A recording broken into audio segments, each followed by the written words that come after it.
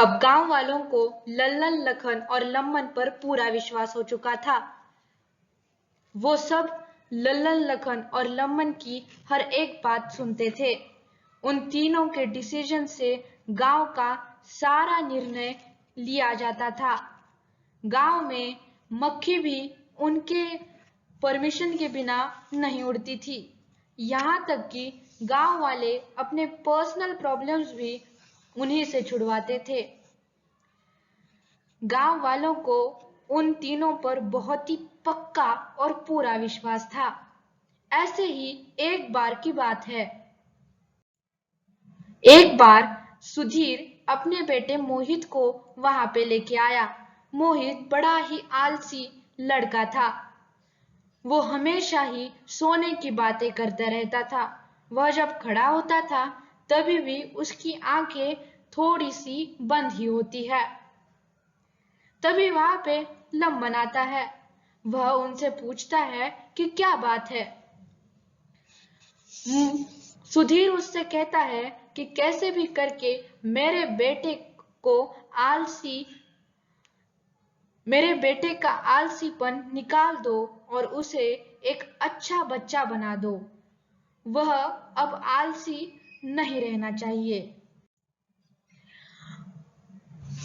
फिर उस पर लम्बन बोलता है कि हम कुछ ना कुछ तो करके रहेंगे, पर आपके बेटे का आलसीपन हम निकालेंगे। सुधीर खुश होके वहां से अपने बेटे को लेकर चला जाता है।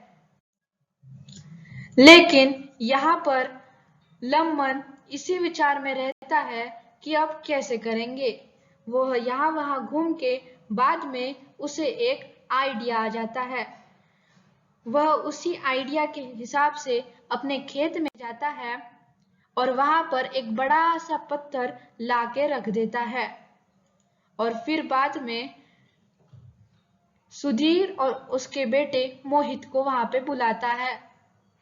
वहां पे वो मोहित को से कहता है कि अगर तुमने कल शाम तक यह पत्थर के 2 टुकड़े नहीं किए तो फिर तुम्हें इसी खेत में रहना पड़ेगा। ना तुम्हें घर में लिया जाएगा और ना ही इस गांव में। छोटा मोहित बिल्कुल भी दुखी नहीं हुआ। वह तो उल्टा खुश हुआ कि अब हम गांव के खेत में ही सोए रहेंगे। फिर बाद में जब वहां से लल्लन और सुधीर दोनों जाते हैं तब वहां पे मोहित सोने हो जाता है। लेकिन वहां पर उसको खेत के कांटे चुभने लगते हैं। वह कांटे लम्बन ने जानबूझ के लगाए थे ताकि उसका आलस निकल जाए। फिर बाद में आखिरकार मोहित उठ जाता है और फिर बाद में यह तय कर लेता है कि अब इस पत्थर को हम तोड़ ही डालते हैं ताकि हमें बाद में इस खेत में रहने की आवश्यकता ना हो। और साथ ही साथ वह जीवन का एक बहुत बड़ा पाठ भी वहां पर सीख चुका था कि आलस बुरी बला है।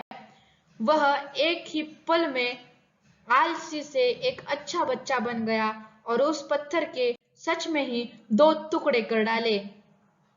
इसीलिए कहते हैं आलस बुरी बला होती है। ऐसे ही और वीडियोस देखने के लिए हमारे चैनल मॉरल स्टोरीज को सब्सक्राइब कीजिएगा। धन्यवाद।